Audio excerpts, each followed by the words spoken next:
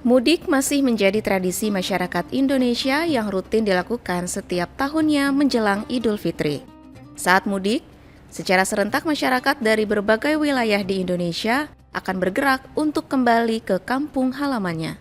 Namun untuk dapat melakukan mudik, tentunya diperlukan persiapan yang baik agar perjalanan pulang dapat berjalan aman.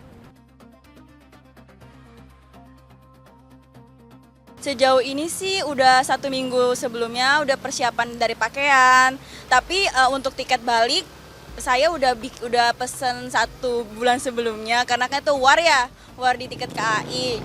Untuk persiapan sih itu aja sih.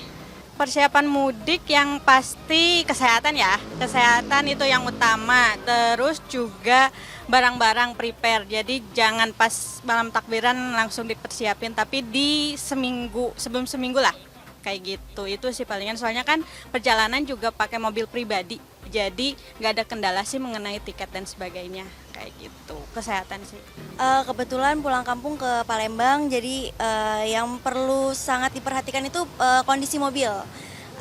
Perjalanan jauh, jadi mobil penting sih buat dicek segala macamnya, biar selamat sampai tujuan. Meski tidak mudah, perjalanan mudik selalu menjadi hal yang diinginkan.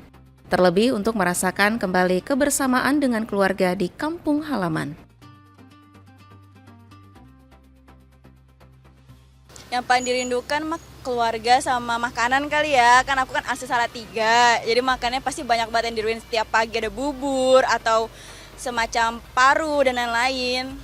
Yang pasti vibes-nya ya, jadi kayak ketemu lagi sama keluarga jauh, silaturahmi sih yang utama kayak gitu. Walaupun memang kakek nenek udah gak ada, tapi pasti keluarga dari entah itu mama atau papa juga pasti ada. Nah itu sih kebersamaannya, silaturahminya gitu. Ya, kebersamaan sama keluarga, apalagi momen Lebaran kan setahun sekali juga, jadi banyaklah keluarga kumpul, itu sih.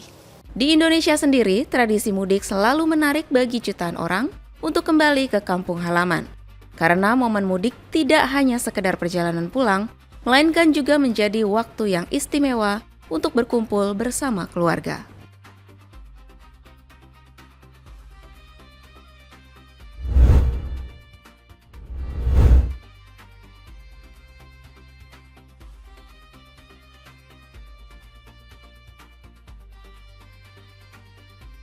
Kepala Seksi Kumpul, Olah dan Kaji Data Kecelakaan Lalu Lintas Korlantas Polri, Komisaris Polisi Sandi Widianu mengatakan, kepolisian telah melakukan analisis lalu lintas menjelang libur Lebaran 2026 untuk memetakan potensi kerawanan kecelakaan. Menurut Sandi, salah satu faktor utama penyebab kecelakaan saat berkendara di momen libur Lebaran adalah human error. Salah satunya adalah fatigue atau kelelahan fisik dan mental yang ekstrim. Untuk itu, Sandi menyampaikan kepada masyarakat yang membawa kendaraan saat mudik dan melakukan perjalanan jauh agar tidak memaksakan diri untuk mengemudi ketika kondisi tubuh sudah lelah dan mengantuk. Yang pertama, kalau Anda capek, langsung menepi, tidak perlu mencari rest area. Karena kami akan menempatkan tim sus ini, Jenderal, mohon izin, di mana terdiri dari patroli kepolisian, kemudian ambulans dari tenaga kesehatan, Bapak, mohon izin. Sekaligus satu lagi adalah damkar. Jadi nggak usah takut, Anda tetap beristirahat di sisi sebelah kiri, di belakangnya adalah mobil-mobil petugas dengan rotatornya, melindungi Anda dari belakang. Selain itu, Sandi juga mengimbau masyarakat agar tidak terlalu lama berhenti di rest area. Kepolisian akan menerapkan waktu batas maksimal bagi setiap kendaraan yang masuk ke rest area, yakni hanya 30 menit. Hal tersebut dilakukan supaya tidak terjadi bottleneck atau sumbatan di kawasan menuju rest area dan sekitarnya.